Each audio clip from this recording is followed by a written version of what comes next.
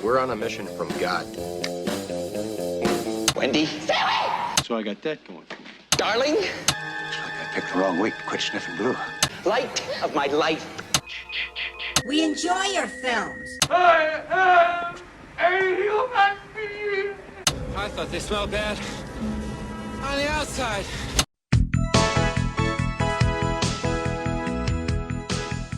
Welcome to Vintage Video, where we're rewatching the 80s so you don't have to. We'll be reviewing every major film release of the 1980s in real time. I'm Patrick O'Reilly. I'm Jessie Bayless. And I'm Richard Wells. And today marks the 40th anniversary of the release of Where the Buffalo Roam on April 25th, 1980. It was written by John Kaye, not John K. the letter, but the name, nothing to do with Ren and Stimpy, based on Hunter S. Thompson's articles The Banshee Screams for Buffalo Meat and Strange Rumblings in Aztlan. It also features bits of other Thompson works, including Fear and Loathing on the Campaign Trail 72, The Great Shark Hunt, and Fear and Loathing in Las Vegas. It was directed by Art Linson and released by Universal Pictures. On December 15th, 1977, Rolling Stone published The Banshee Screams for Buffalo Meat, Hunter S. Thompson's obituary for close friend Oscar Zeta Acosta Fierro, an American attorney, politician, novelist, and activist in the Chicano movement. He was probably best known for the novel Autobiography of a Brown Buffalo. Acosta first caught Thompson's attention in the late 60s as an attorney defending the underprivileged against unfair drug charges in East Los Angeles, which became the basis for Thompson's 71 article, Strange Rumblings in Aztlan. The obituary was written shortly after Acosta's mysterious disappearance and presumed death, and was quickly optioned for $100,000 by Tom Mount in the late 70s. Thompson didn't object to the option and didn't even want to see a script because at the time, Fear and Loathing in Las Vegas had been optioned multiple times and never made. Ralph Steadman, who provided illustrations for Thompson's articles, was brought on to design the poster and eventually did the opening credits font. At various points in pre-production, Jack Nicholson, Chevy Chase, Dan Aykroyd, and John Belushi were all considered for roles in the film. Scorsese would have directed the Nicholson version. On set, Thompson and Murray made changes to the script, at which point John Kaye stepped away from the production. According to the cast and crew, it took about 2 weeks before Bill Murray completely transformed into Hunter, so much so that when he returned to SNL in the fall, he retained the mannerisms and people felt like they weren't dealing with Bill Murray anymore. During the production, Hunter lived in Murray's guest house, and they stayed up all night together between shoot days. Murray believes that he still has a lot of Thompson in him. And actually, I read that when Johnny Depp was brought on to play him for Fear and Loathing, that he spoke with Bill Murray in advance, and he said, make sure that whoever you play next is nothing like Hunter S. Thompson, because you don't want to get stuck as this character, because I got stuck there in my brain for a few years. Yeah. Well, and Johnny Depp went pretty in deep too, didn't he? Oh, yeah. In terms of his method acting, like learning his mannerisms, he spent a lot of time with him. When they were making this movie, Hunter S. Thompson was living in Murray's guest house. When they made Fear and Loathing, Johnny Depp lived in Hunter's basement. And that's awesome. He lived there for months before the production even. We start the film with shots of wide open wilderness, and Neil Young sings a cover of Where the Buffalo Roam, or it's not. The song's not called Where the Buffalo Roam. It's called Home on the Range. Correct. Over the opening credits with the Ralph Steadman splatter font. Thompson is typing in a cabin under a taxidermied bat and drinking a lot of liquor and screaming at a beeping fax machine. He tests his dog Rocco's training to attack Nixon when it hears the word Nixon. He has not just Nixon. Yes. But specifically Nixon's testicles. Right. Yes.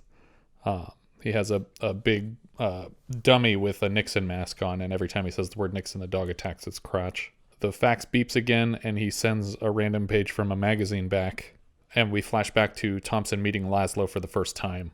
So, hold on. Is that how fax machines work? Somebody could just beep at you and you have to send them something? Well, at the time, you would send a message indicating that you were ready to receive the fax on your end. Oh, okay. And so you would get an alarm on the sending end, and then you would send it. That seems really rude and inefficient.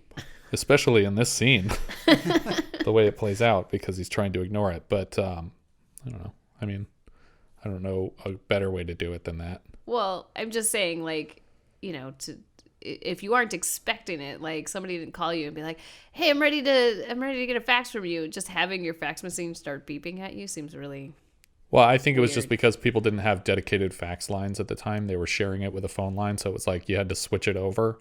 So it was like, "Hey, we're ready to receive your pages because you're coming up on a deadline."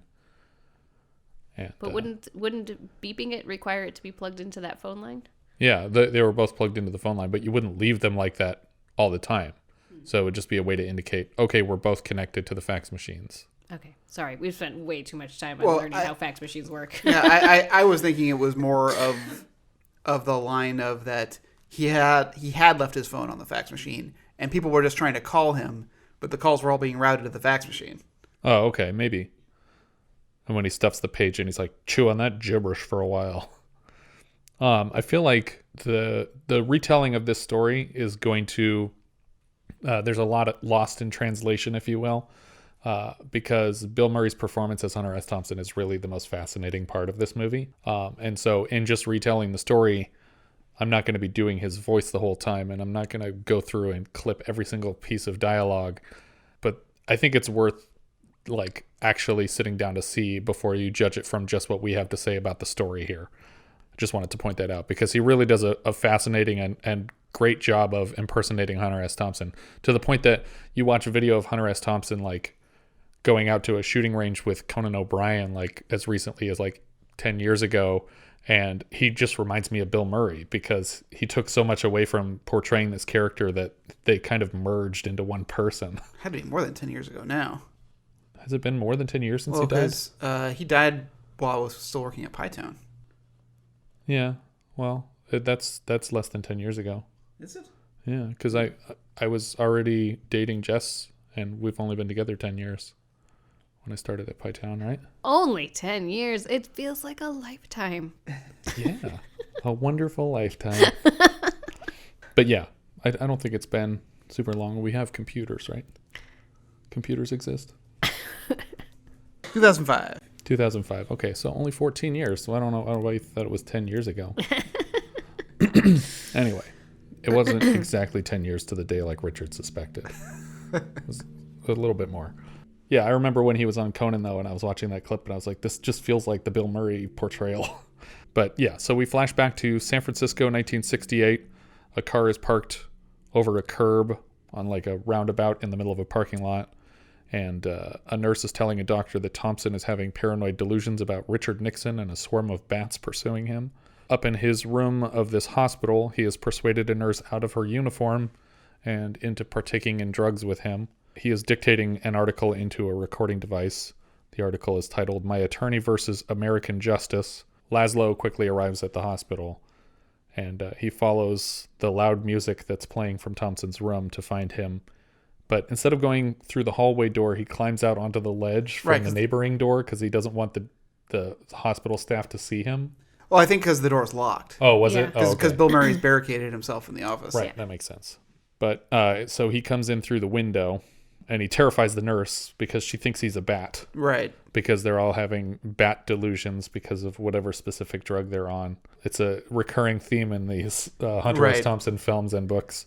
And there's a bat hanging in his office, like above his head, which I thought was a nice sort of touch. Like he's got a generally cottagey type feel to his office, like it's all wood paneling and big fireplace and stuff. But I like the bat that hangs over him. Yeah, and in Fear and Loathing, like there's bats chasing them down the freeway at the beginning of the movie, right? And you cut to like one that they ran over with the car that's like smashed to the freeway out in the middle of the desert. But so Thompson smuggles Lazlo out of the hospital. They leave out the window, of course. And while they're driving, Lazlo decides he's going to give some statements on the article as Thompson is driving him to the courthouse. And typing. Yeah, he's driving and he sets up his typewriter on this cool little desk platform that he has in the car so that he can type while he's driving. Like texting and driving isn't bad enough. Like full-size typewriter in the car. And Lazlo is very comfortable with this whole situation. He's like, I mean, hey, you're really getting all of this. Yeah, he's not worried about the driving. He's worried about the typing. It reminds me of that Simpsons episode when he gets all the accessories for his car and he's got like a microwave and all this stuff plugged into his car. He got all the extras. Yeah. Was that the Canyonero episode, or was it the RV? He was decking out his regular car, so Okay. it wasn't an RV. Then it wasn't the Canyonero, and it wasn't the one where he designs his own car. A lot of vehicular Simpsons episodes. Mm-hmm. At the headquarters for, what is it, Blast magazine? What do they call it? Yeah, Blast. Yeah, which is playing the part of Rolling Stone magazine in this film. Marty Lewis, as played by Bruno Kirby, is demanding that Paige find Hunter S. Thompson, who is past his deadline. Paige is one of the Bobs from Office Space. Right. A lawyer sits with Lazlo and Thompson and suggests that he stop representing poor people. They're in like a diner somewhere, and he says, there's a lot of money to be made as an attorney, and we need people at my office, and we could set you up. And he's like, no, I represent the people. And he's like, yeah, but these people are terrible. You're representing the wrong people. And they get really mad and kind of flip out on him. They basically start a fight in this room, but then we move to the courthouse, where Lazlo is talking to like 19 co-defendants at the same time. Mm-hmm. And he talks everyone through the process. Don't talk out of turn, and we got to be polite in there, and no smoking, no drinking, no whatever. Well, yeah, and he's also like talking to the people who are going to be in the gallery of the courtroom. Right, to keep the ruckus to a minimum. Yeah. Thompson finds a woman who is running like a blood drive, and I think he's pretending to take her blood like as a joke. It's an upsetting scene. It's an extremely upsetting scene. I literally had to pause it and walk away from the movie for a moment because I would be screaming bloody murder to get this man away from me as he pulls a needle out of a bag and tries to bring it to my arm. But I also got the impression that this extra was not prepared for this action to take place because she doesn't react to it the way a person would. Yeah. She just kind of is like, what are we, what's happening now? Okay, you have my arm. Okay, what are we doing? And she's like, no. And he's like, oh, I missed it. I'm going to have to do it again. Yeah. It's just like... But he pulls a little syringe out of a medical bag and pushes it into her arm, but it doesn't have a needle in it. But I don't know if it's supposed to or not, if he's just pretending or if he's actually trying to take her blood. Because she's like, oh, were you going to give some blood today? And he's like, oh, I'm actually here to pick up. Dropping off or picking up. Lazlo is approached by the prosecuting attorney who tries to, shit talk him before they go into the courtroom. And Lazlo basically hands him the leftovers of a sandwich he was eating and says, I'll see you in court. And the guy's like, I don't know where to put this sandwich that I have now. Lazlo tells the judge that he'll be representing all of the cases. Marty somehow finds Thompson in the courthouse lobby. Mm-hmm. Doing push-ups. Yeah. And he reminds him that he has 19 hours until the deadline, which I feel like if you worked with Hunter S. Thompson for any length of time, you wouldn't bother to tell him, remind him about this stuff because he clearly doesn't care. Well, I mean, I guess you got to do what you got to do. Yeah, but I just wouldn't go in person when there's still a whole day left, given his propensity to wait until the last second. And Marty also lists off a list of other things that he's in trouble for, bills and things like that. And he says, I couldn't care less about those. Yeah. It's the story that I want. And he's also it's clear that Marty has to put up with a lot of Thompson's crap because he's kind of their star columnist. Mm.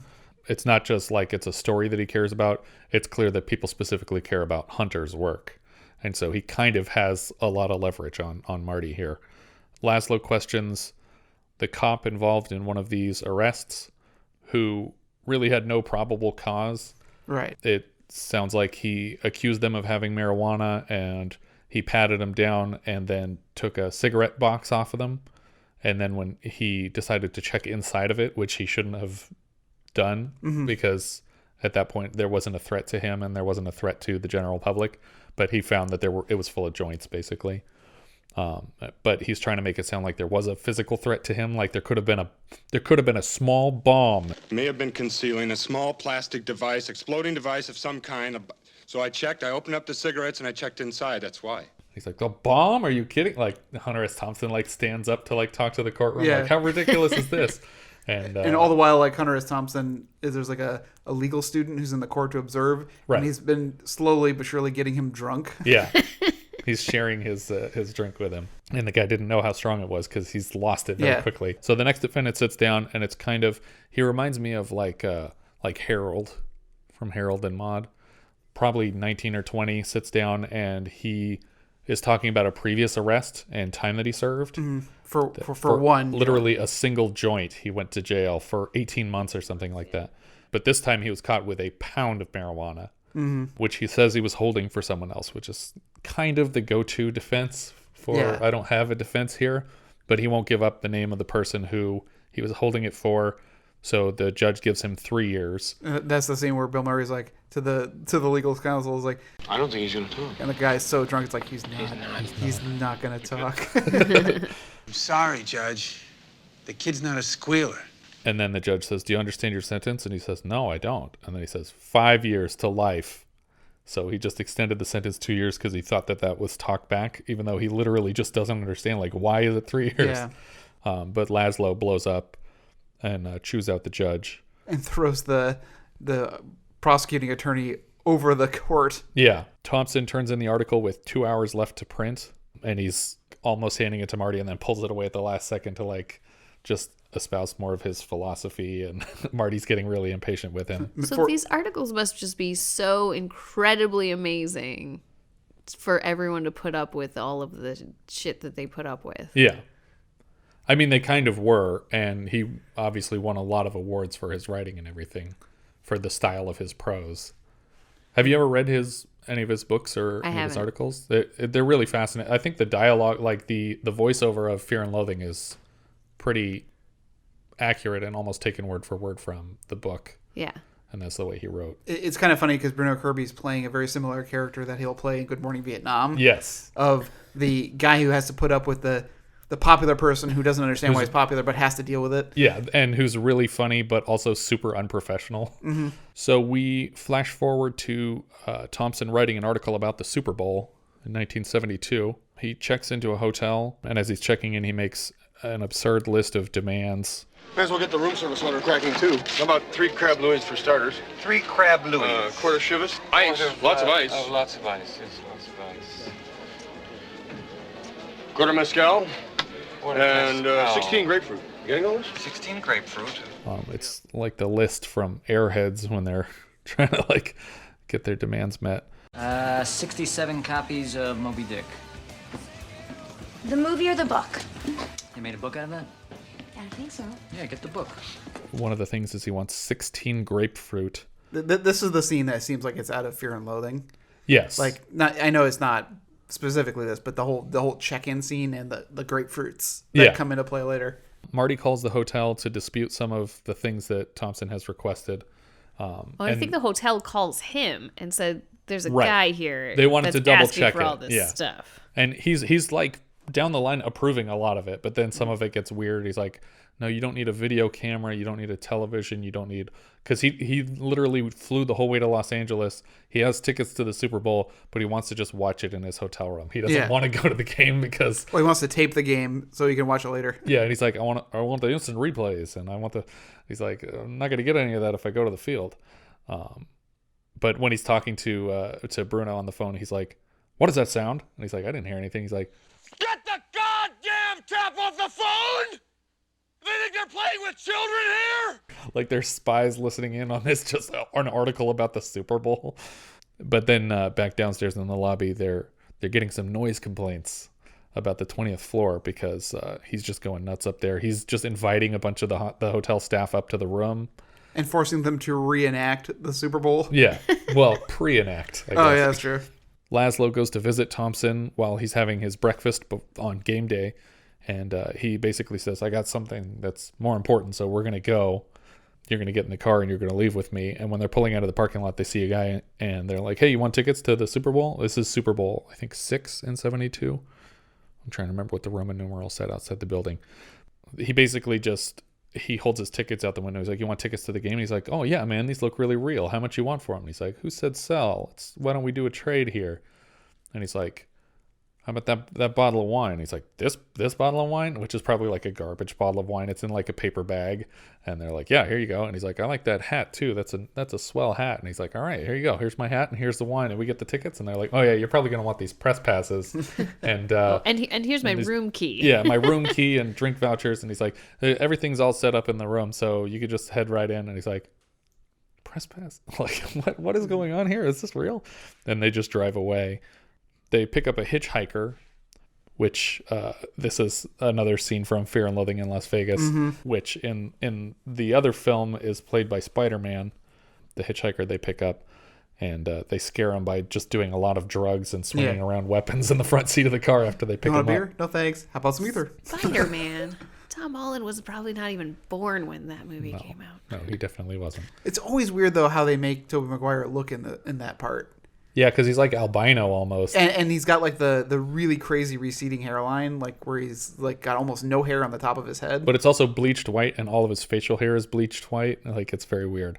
They scare the hitchhiker so much that he leaves, which is the same thing that happens in the other movie. But Lazlo takes Hunter to this shack out in the middle of the wilderness where he's been selling guns to like guerrilla armies. Hunter tells Lazlo, like, this is crazy, and I'm gonna go. I think what's best is if I go back to the hotel, because this is a mistake, and this is gonna cause problems for everybody. What you were doing before was defensible, and you had the people on your side. I think you're gonna lose them if I write this article. Lazlo doesn't quite let him leave yet. They hang out to receive a shipment of guns via airplane in the middle of the night, and like a gunfight breaks out while the plane is landing, and it ends up just taking off again and not dropping anything off.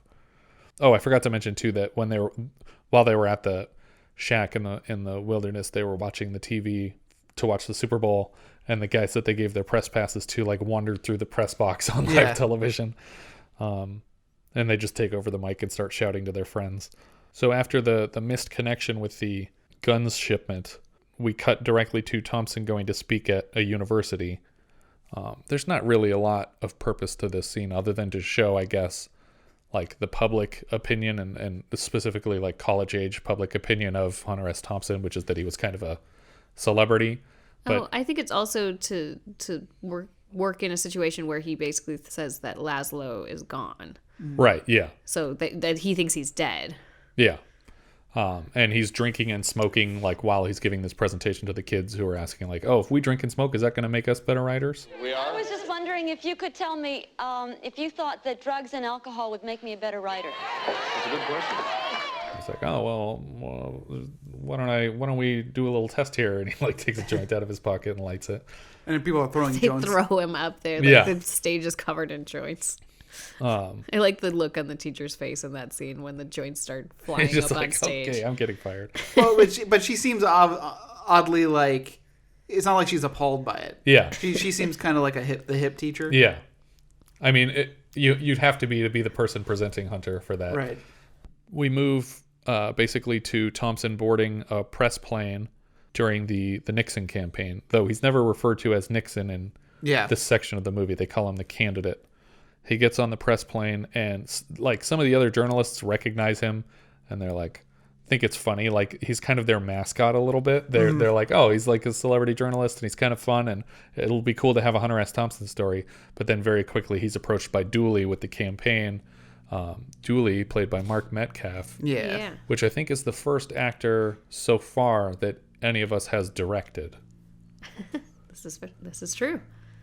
Because Jessie directed him for her senior project. Yeah. Oh. Yeah, I did.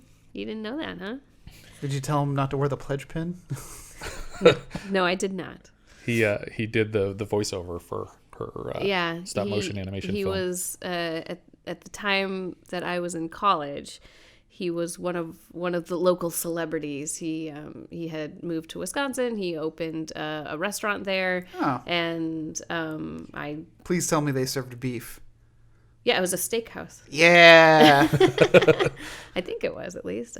I don't think I ever actually went to the restaurant, but I did reach out to him and said, "Hey, I'm doing this student film and I would love to have you do the voiceover." And he was very kind and gracious and did the voiceover for me, and he did an awesome job too. He did a great job. But here he's playing a mean guy. And he kicks Hunter off the plane. I did like that some of the other journalists are like, "Hey, Dooley, let him stay. He's got as much right to be here as any of us." Yeah. Like, no, I'm going to kick you off the plane before I let him come on this plane. But he gets sent to the zoo plane, which is like the backup press plane, which literally has zoo spray painted across the front of it. I assume it's all like the cameramen and the crew. Yeah. For like all the coverage. Or also like lesser magazines and other journalists that they don't care about. other people that are getting downgraded, like Harris, who seems to have screwed up somewhere in the recent past and got downgraded to the zoo plane and is not happy about it. I love the comment he makes. Is it always like this? No, it's usually much worse. Must just be waking up. Wait till they start cooking. But I also like that the flight attendant is like, when Hunter's getting on the plane, she's like, "Oh, they kicked you out, huh? Sorry, here's a beer." She's just like totally gets it. Thompson sits down next to Harris, who's played by Rene Auberjonois. Yeah. And he drugs him immediately because he's taking some of his ludes or whatever to make the flight more comfortable. Right, because he says he's got a headache, and he's like, "I got their prescription." Yeah. And he's like, "I'll take 2." He's like, "Yeah, take 2." That's what I did. That's what I did. I never had anyone complain about the blue ones. Yeah. He's like, "These are going to make me sleepy." No, sleepy? No. That's not going to be the problem. So Harris also makes the point that he only has to ride on the zoo plane for like the first leg of this trip, that he was supposed to switch planes after they stop wherever they are. And so when they land at the first stop, people are kind of getting on and off of the plane. Hunter goes to use a restroom that's like near where they landed the flight. And basically Harris is so drugged out that his plan now is to just pose as Harris and get on the plane in his stead and leave Harris on the zoo plane. But he's going into the bathroom to like clean himself up, and he suddenly finds himself alone in this bathroom with Nixon, who goes up to pee in a urinal, and then Thompson starts giving him, one of his standard like drug-fueled lectures. Well, I love that Nixon is having like obvious problems attempting to urinate. Yeah. He's just like like having serious problems getting a flow going. Yeah, and it seems like some of it is Hunter's fault. Like Hunter's taking his shoes off and slamming them on the walls for no reason, but every time he hits the walls, it freaks Nixon out, and he like convulses while he's trying to pee. But he asks him, what's your plan to deal with the doomed and the what does he call the screwheads? The screwheads. And he's like, "Fuck the doomed." They get on the plane together, and then he snuck onto the press plane, but Lazlo is on his way, and who he thought was dead, but shows up here. Yeah, and he's like trying to show how he expanded his gun running business, and he's like, "Oh, look at all this paperwork I have. Like, this is our new." It's like a land. He's got land to build on. And Thompson's like, "You got to get out of here right now." And Dooley notices the argument between the two guys, and he's like, "Thompson, I told you to get off this plane. Who is this guy? Like, both of you need to get off here right now." And then the fight breaks out. Right. But they bust open a fire extinguisher and blast everybody with this like flame retardant like stuff, including Nixon, who like peeks through the door to see what's going on the plane. It's great that was it Dooley grabs the flight attendant to like block getting hit by the fire extinguisher. One of them does. Might have been somebody else, but in order to like not get hit by the fire extinguisher, he grabs the flight attendant and uses her as a human shield. Yeah. But they get thrown off the plane, and on the runway, the engine, like the blast of the engine blows all the paperwork out of Lazlo's hands, and it's all over the runway. And the two of them are like running around trying to collect the paperwork, and Thompson's just watching the plane fly away, and basically like the story of the campaign trail leave. Yeah. And he's just like, all right, I guess this is what the article's about now. Well, he was really mad at Lazlo because he didn't want to go along on his crazy adventure. Right. Which I thought was like an interesting turn for the character, because he wanted to do his job and not just go off on this, crazy idea of, I wasn't even entirely sure. He wanted to go build some sort of compound of some sort. Yeah, restarting what he had going at the previous place. But at this point, like Hunter's like, you're already like too loopy for me to deal with you. Like you're off the reservation. You want to, fund all these cartels and give weapons to people. And Lazlo thinks he's going to help form like a revolution with all this money, but he's just causing a lot of problems, which is why the actual person ended up like moving his operations to Mexico. And that was when he was killed on some ship, like possibly killed. I think his family thinks he was murdered, but the official story is that he like drowned, like he fell off a boat and drowned, but they never recovered the body or anything. So, but then obviously, that's the end of the story. Basically, he finishes writing the article. He's sitting with his dog and his Nixon dummy in his cabin, and he says, "It never got weird enough for me." And then that's kind of it. Much like Fear and Loathing in Las Vegas, it's more of a collection of scenes. Yeah, and there is like a narrative of a sort. I feel like there's actually more connective tissue in Fear and Loathing than there is in this. I agree. But it's really, the movie is made by the performances. Right. Exactly. But it's basically a reenactment of 4 or 5 separate articles that he had written over the course of his career with Rolling Stone, and then pieces of some of his books. But he wasn't, in this movie, he wasn't writing for Rolling Stone. No, well, it was Rolling Stone, but they called it Blast Magazine because it didn't have the rights to it. Okay, that makes sense. Yeah. But in this movie, he's actually Hunter S. Thompson. In the movie Fear and Loathing, it's an adaptation of his book Fear and Loathing in Las Vegas. So the character is Raoul Duke. Right. And Lazlo isn't called Lazlo, right? No. Gonzo. Dr. Gonzo. Dr. Gonzo. Oh, okay. It is that simple then. Because they called what Hunter S. Thompson was doing the whole time Gonzo journalism. So I guess that was just a reference to that. I didn't realize they just literally gave him that name. But it is the Lazlo character from the books. He calls him his attorney. Yeah. My attorney understands this concept despite his racial handicap. I love the last line of Fear and Loathing too, when he's like watching him get on the plane. He's like, a high-powered mutant of some kind never even considered for mass production. Too weird to live and too rare to die. But yeah, that second movie had been in development for longer than the first one, like from even before when the first one came out. Right. And Gilliam did a lot of rewrites. Yeah. But originally it was going to be Jack Nicholson and Marlon Brando were going to be the 2 characters, but they were too old to play the parts by the end of the 70s. God, Marlon Brando, that would have been a mess. Well, I think it's also an interesting choice to go Anglo with the attorney character because he was a Hispanic person in real life. And I know that there was kind of an uproar when they were going to use, I forget, like Peter Boyle's playing this Lazlo character who I think was going to be named like Vasquez or something in the movie. And all these like Hispanic groups were like, you can't just hire a white guy and have him play a Mexican guy in this movie. And so they're like, fine, then he's playing a white guy. Yeah. His name's Carl Lazlo now. Also interesting that Peter Boyle gets top billing. Yeah, I think he was the bigger name at the time for sure. It's just, yeah, I mean, it's just, I was like, when I was watching the opening credits, I was like, wow, Peter Boyle gets number 1. And I mean, he was kind of the focus of most of the articles that made Hunter famous. So it does make sense that like you could interpret him as being like the main character of this movie. And it's just, you know, he's like the guy leading the band that in Almost Famous that the kid is constantly like encountering. Right. But yeah, I guess at one point Dan Aykroyd and John Belushi were going to play the 2 characters. I don't think that would have been anywhere near as good. Yeah, well, Belushi died before that could even get any kind of real momentum. But Aykroyd just doesn't physically. I don't think so either. I mean, he was much skinnier at the time, but not that much skinnier. Yeah. No offense, Mr. Aykroyd, but also I don't think I've seen Dan Aykroyd like stretch and play somebody like this. You know, that's this out of their own character. Well, you should see Nothing But Trouble. Nothing But Trouble. What's his character in that? Very different character. Yeah, he plays the insane elderly judge, like 100-year-old judge of this small town. But he's crazy. Have you not seen Nothing But Trouble? I haven't. Oh, it's a magical journey. Yeah, but we'll get there for sure.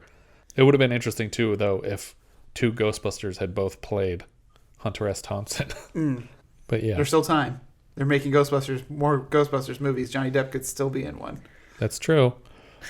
I thought you were going to say they're making more Ghostbusters every day. John Malkovich was also at one point considered for the role of Duke in Fear and Loathing, but that didn't end up working out. But I feel like he's a good match physically. Mm-hmm. And then at one point, I guess John Cusack wanted to do it because he had directed like a stage play performance of some of Hunter S. Thompson's works. I mean, I could see him with the look.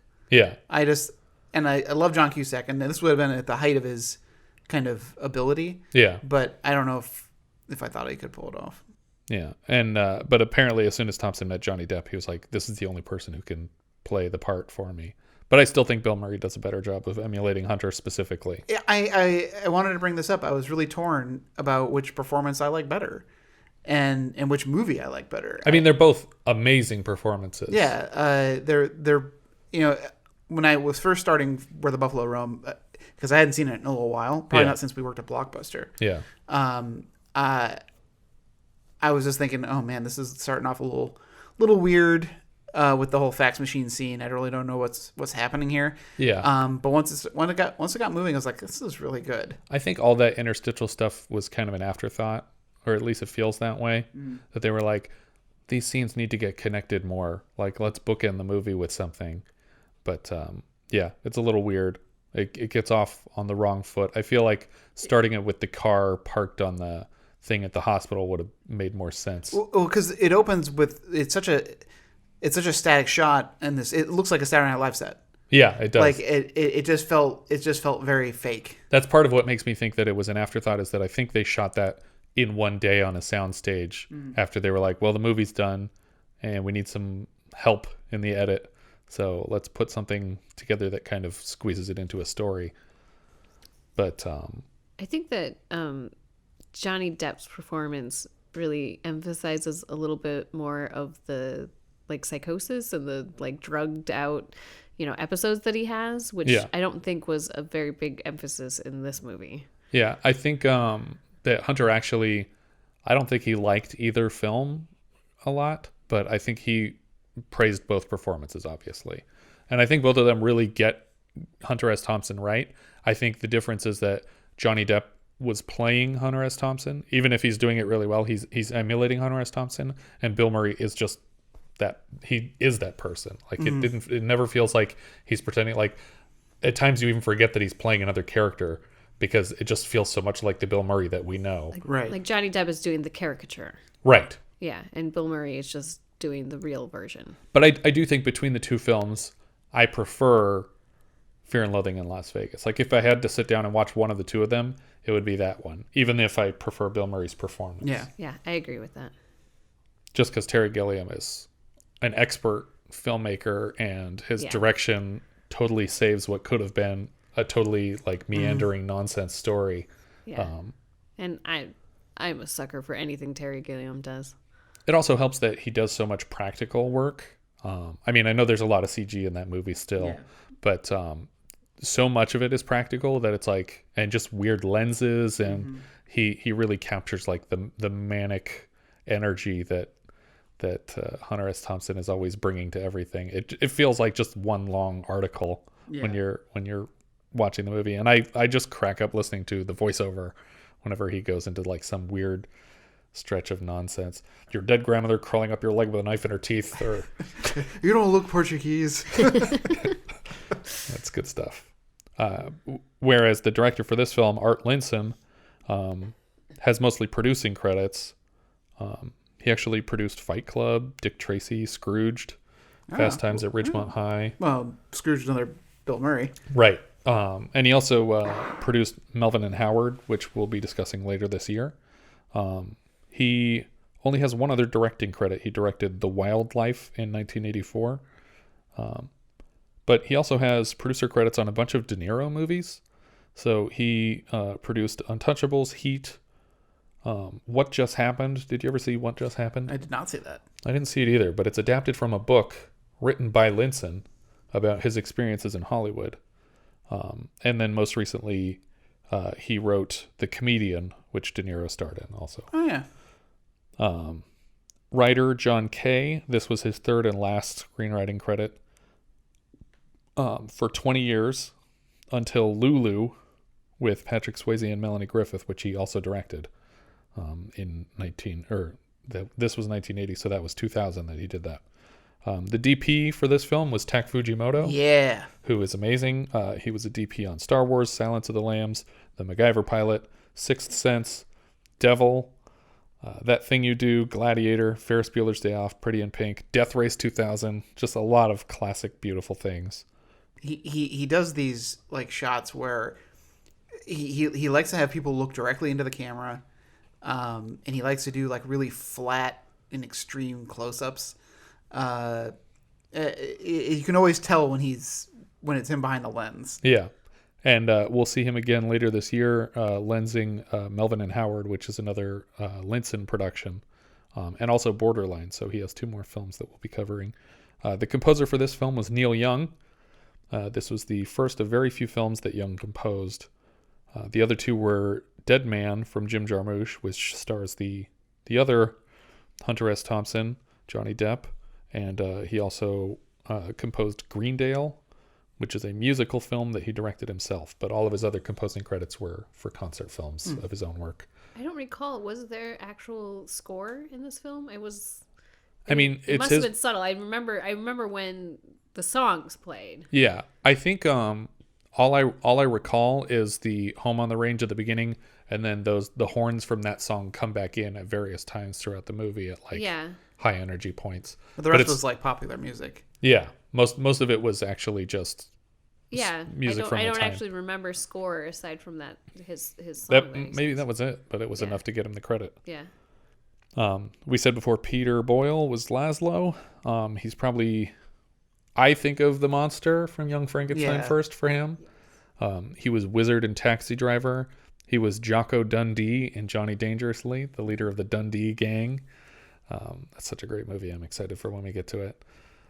He was Mr. Moon in Yellowbeard. Yes. He'll be in Beyond the Poseidon Adventure, or he already was. That was a failure before 1980. So this confused me because he played Joe in a movie called Crazy Joe in 1974. I was like, that's weird. This whole time I thought that movie was just called Joe, but it's called Crazy Joe. And then I noticed he's also Joe in Joe from 1970. So he's in 2 movies where he plays a character named Joe, who's the titular Joe. Are they not related? They're not related to each other. Interesting. Bill Murray was Hunter S. Thompson. I was also going to say like Everyone Loves Raymond. Yeah. Was a big long run for him. Aside from Young Frankenstein, that is absolutely the next thing I go to. I've never seen a single episode of that show. Oh, lucky. Is it good? No. It can't be that bad. It was on for like 10 years. It's a standard sitcom. Yeah. I like Ray Romano. I think that has. I mean, everybody does. Funny moments. It has funny moments. And who was his wife? It was the Toy Story. It was Mrs. Potato Head, right? Doris Roberts. Sorry, I thought you were talking about Ray Romano's wife. What Ray Romano's who cares about the woman he spent his whole life with? Peter Boyle does. That's who. Bill Murray was Hunter S. Thompson. You know him, so I don't have to say anything. His best movie is Life Aquatic. We all agree. He was already pretty big from SNL, but this is right before he fully exploded with his movie work. I sense hesitation. You actually kind of got me in. It was like I don't know if I agree with that, but I don't know if I disagree with it. A better one though. They're all kind of tied. I mean, Scrooged is wonderful because his speeches in that are really great, and you can tell that he's really behind them. Yeah. And I love Scrooged so much. So. Yeah, it's hard to pick. I just wanted to throw out one that I particularly like, and then pretend that we all like it. And I love Life Aquatic.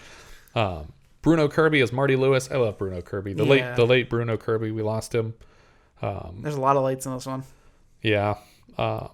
Obviously, Bruno Kirby was amazing in Good Morning Vietnam. We said before he was the young Clemenza in Godfather Part 2, and he's fantastic in a couple of Billy Crystal movies, When Harry Met Sally and the City Slickers movies. I do love him when Harry Met Sally, the pairing of him and Carrie Fisher. Yes. I was like, I've never had anyone quote me to me before. Harris from The Post was Rene Auberjonois, who we're going to date the recording here, but I feel like it's worth pointing out. We just lost him in the last week or so. Yeah. And this happened to somebody else over the course of the podcast that we talked about them Danny Aiello. Danny Aiello had passed away, and we talked about him in the Defiance episode like he was still around, but just know we're banking these and recording them in advance, and we didn't want it to look like we don't know these people just died. We care a lot about them. We're losing them after we discuss them. But Rene, obviously, we had him as Reverend Mulcahy in MASH.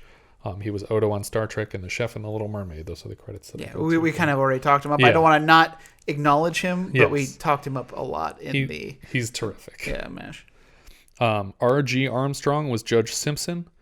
He played Pruneface in Dick Tracy, which the director of this film produced. Mm-hmm. He played General Phillips in Predator, and he was the old man on Millennium. On the TV series Millennium? Yes. Okay.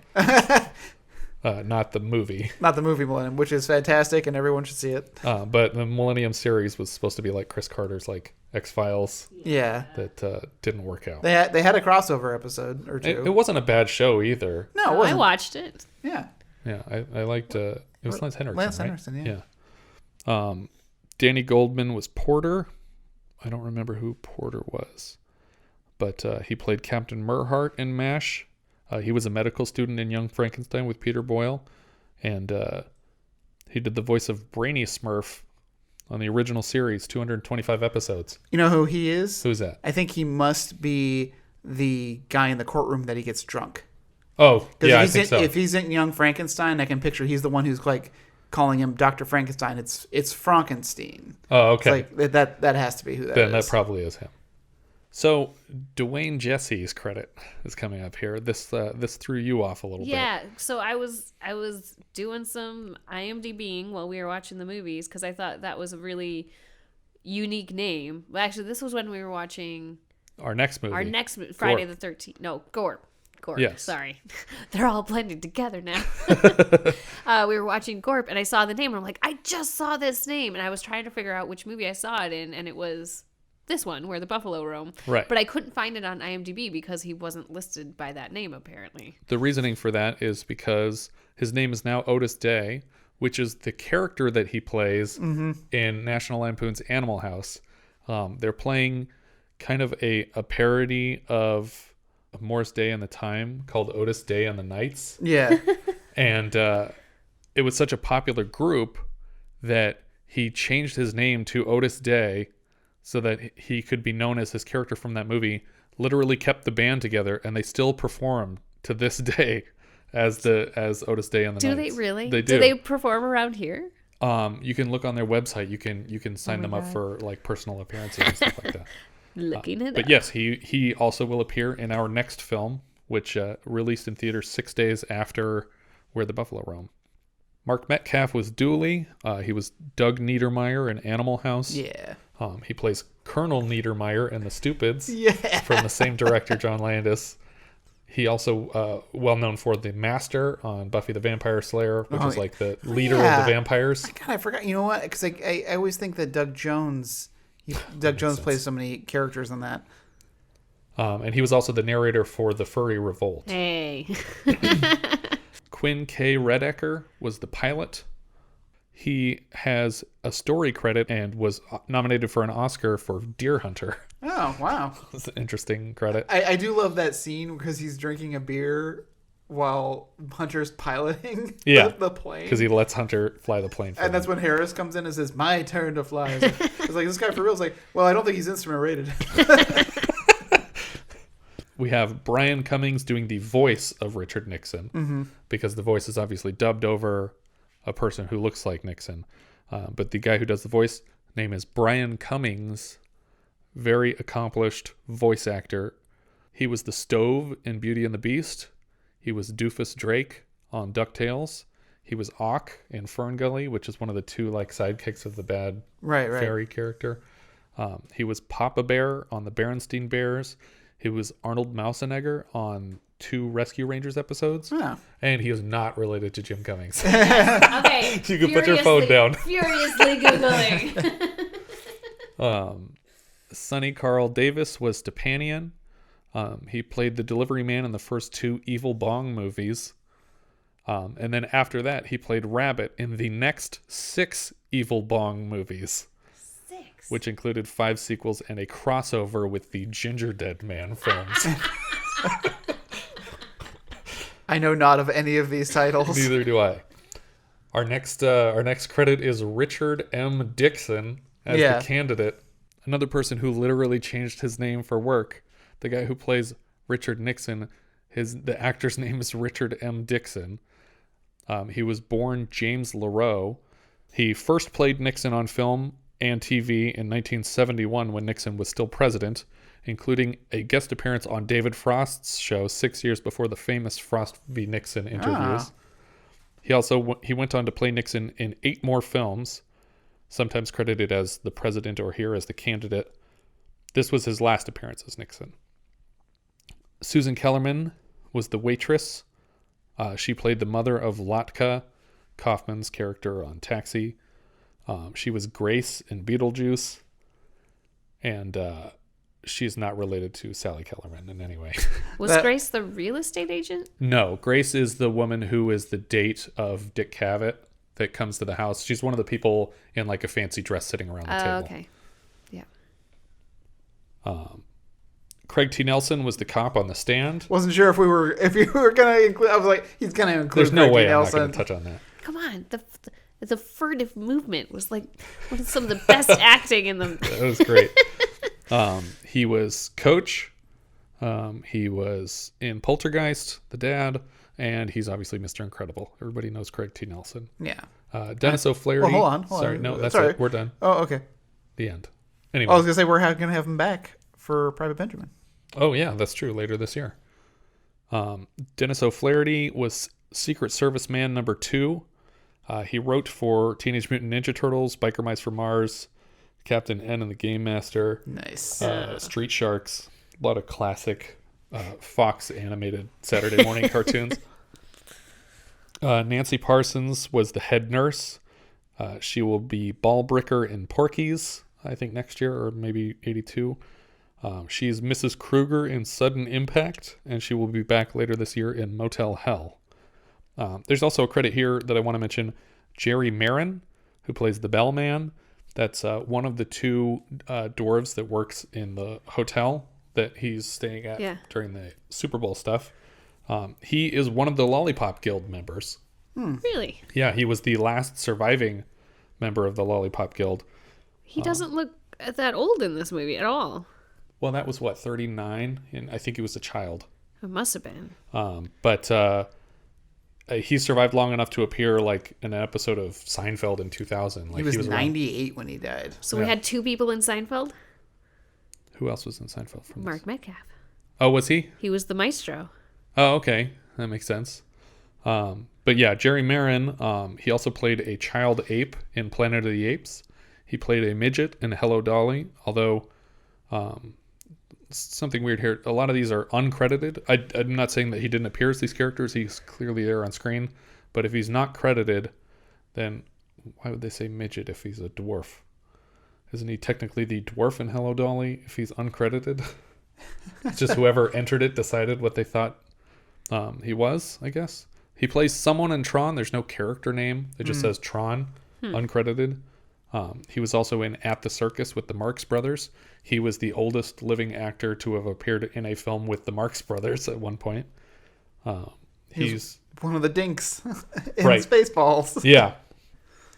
He's also credited as Little Critter in House, the William Catt comedy horror film. Mm-hmm. That movie's great.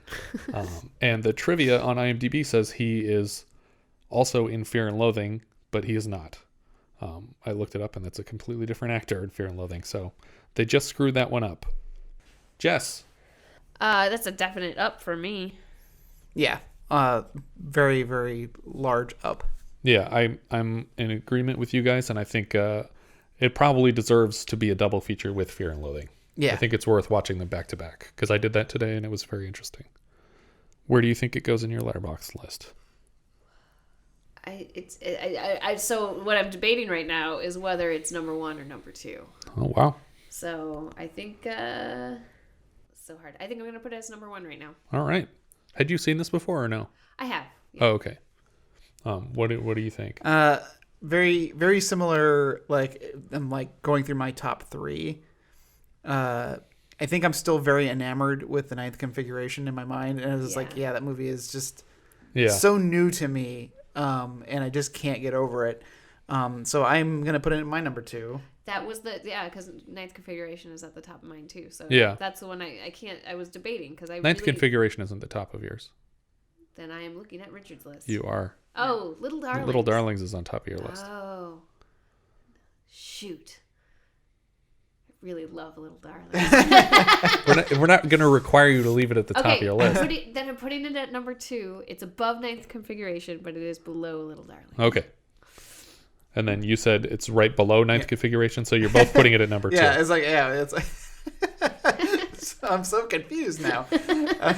Yes, so 9th Configuration is still number 1, but Fear and Loathing. Sorry, Where the Buffalo Roam is my number 2. All right. You guys didn't drag that out long enough. I have no idea where I'm putting this. I like this movie, but I don't think I'm going to put it as high as you guys did. Oh. I mean, it's still in my top, I'm going to say 8, but I'm actually going to put it, this is going to go in 7th place for me. It's between The Fog and My Brilliant Career. It's just above My Brilliant Career. Well, that's in a rather similar place to where I have it. Sure, yeah, no, it's high up on the list. Those movies are higher on my list. Well, I than feel yours. bad. I feel like I'm crapping on the movie because you guys have it like right at the top. What do you have up there though? Because you have some movies up My there top that we 6 are Forbidden Zone, The Changeling, Ninth Configuration, Little Darlings, Mad Max, The Fog, and then this. Okay. So, but yeah, I think that's where it goes for me. And I have a lot of those similar movies in my top. So, Okay. I mean, Well, then I feel less bad. I liked this movie, guys. I did. Don't feel bad. Again, my list is what movie would I want to rewatch? Right. Yeah. And I would rather, I liked My Brilliant Career, but if I'm going to rewatch a movie right now, it's going to be Where the Buffalo Roam. Yeah. I agree. All right. Well, I think that's about everything for this one. If you guys have any thoughts you'd like to share with us, we are Vintage Video Pod on Twitter, Facebook, Instagram, and Letterboxd. Or as I've said before, you can find each of our full movie rankings for the year. We can also be found at vintagevideopodcast.com. Please consider rating us on iTunes to help people find the show, and if you take the time to leave us a review, we will thank you in an upcoming episode. If you're feeling especially generous, you can also support the show through patreon.com/vintagevideopodcast. Thank you so much for listening, and I hope you'll join us next time when we'll be discussing Gorp, which IMDb calls a slapstick comedy about the wacky antics of a group of waiters at a Jewish summer camp in upstate New York. We leave you now with the trailer for Gorp. In a recent statement, leading members of your community have condemned a new motion picture entitled Gorp as being totally unredeeming and offensive. Here, in a rebuttal, is the producer of Gorp, Mr. I. M. Gross. Ladies and gentlemen, considering only a very few of your so-called concerned citizens have actually seen my new movie, I've taken this opportunity to show you, the paying public, a selection of scenes, proving once and for all that if Gorp is offensive, it's equally insulting to everyone. Gorp is a film made without any prejudice to sex. I'm just here to have fun. Sex and fun. No commitments. Just like the guys, right? Religion. Age. All right, you little grunts, you want seconds, huh? Animals. Weight. Or complexion. On the plus side, Gorp is contemporary in its treatment of sexual morality.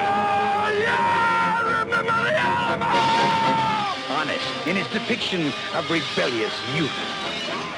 Outspoken in language.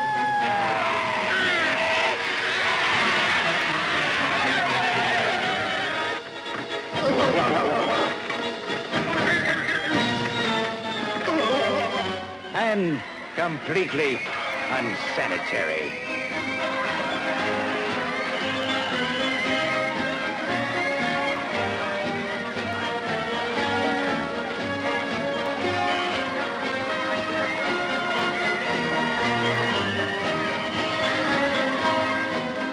Gorp, the comedy that mouths off with something to offend everyone, just when you thought it was safe to go to the bathroom.